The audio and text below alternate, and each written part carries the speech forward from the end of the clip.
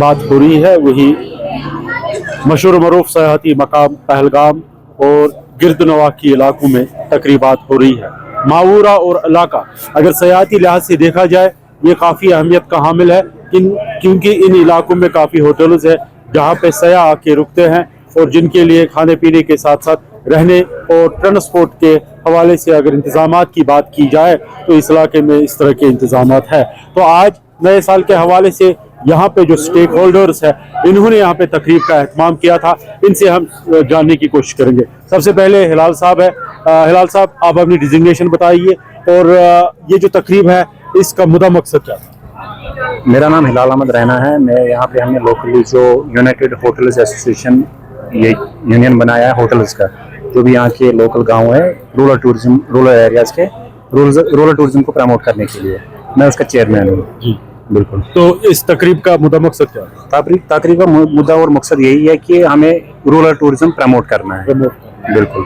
तो क्या लग रहा है आपको यहाँ पे इस तकरीब में सयाहों की तादाद थी जो फुटफॉल पिछले 1-2 महीने से बढ़ गया है, यहाँ पे आज इस तकरीब में मेहमान थे?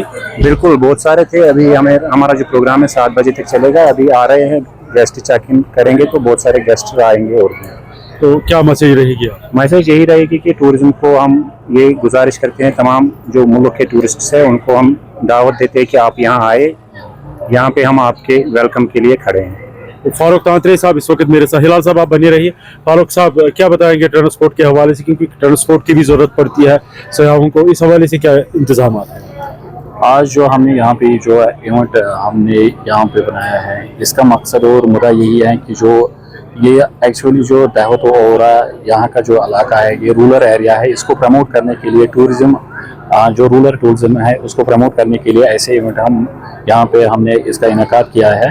और हम बाकी जो यहाँ पे लोग आए हैं उनका शुक्रगुजार है ताकि उन्होंने हमें इस इवेंट को कामयाब बनाया है। और किस तरह के ट्रांसपोर्ट के क्या इंतजाम है?